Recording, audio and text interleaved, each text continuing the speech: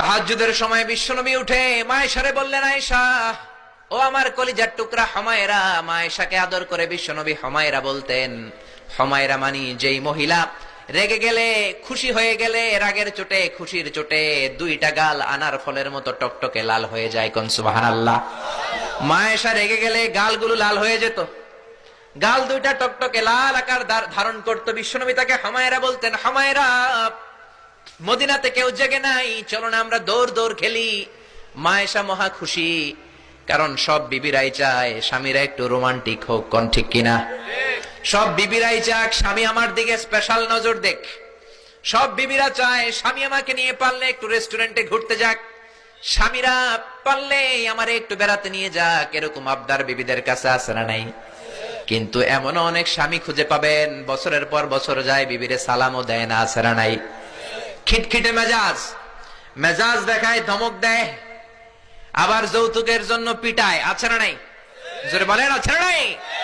শয়তান দিল যৌতুক, কোরআন দিয়েছে মোহর। আমরা এখন মোহর ছেড়ে দিয়ে যৌতুকের পেছনে হাঁটি। জোরে বলেন ঠিক কিনা? যৌতুকের চেয়ে জঘন্য অপরাধ সমাজে নাই। কুকুরের গোশত খাওয়া যত গুনাহ, যৌতুক তার চেয়েও বেশি গুনাহ। ঠিক কিনা? কুকুরের গোশত খেলে একটা গুনাহ হয়, হারাম খাওয়ার গুনাহ হয়, কিন্তু যৌতুক খেলে দুইটা গুনাহ হয়। এক হলো হারাম খাওয়ার গুনাহ, দুই হচ্ছে শ্বশুর বাড়ির উপরে জুলুম করার গুনাহ। জোরে বলেন ঠিক কিনা? মায়েশা বললেন, ইয়া রাসূলুল্লাহ আমি দৌড়াদৌড়িতে রাজি। বিশ্বনবী বললেন, লেটস স্টার্ট দ্য কম্পিটিশন। চলো কম্পিটিশন শুরু করে। ওই যে মদিনার মসজিদের পাশে বড় একটা পিলার দেখা যায়, ওই পিলারের মধ্যে কে যে আগে ধরতে পারে রে আয়েশা, চলো আমরা দৌড় দেই। বিশ্বনবী বললেন, ওয়াহিদ ইসনাইনি তালাতা, 1 2 3 লেটস গো, চলো দেই দৌড়। বিশ্বনবী অপেক্ষাকৃত মোটা ছিলেন, মায়েশা চিকন ছিলেন। মায়েশা দৌড় দিলেন, বিশ্বনবীকে পেছনে ফেলে ওই পিলার ধরে মায়েশা ফার্স্ট হয়ে গেলেন। কোন সুবহানাল্লাহ।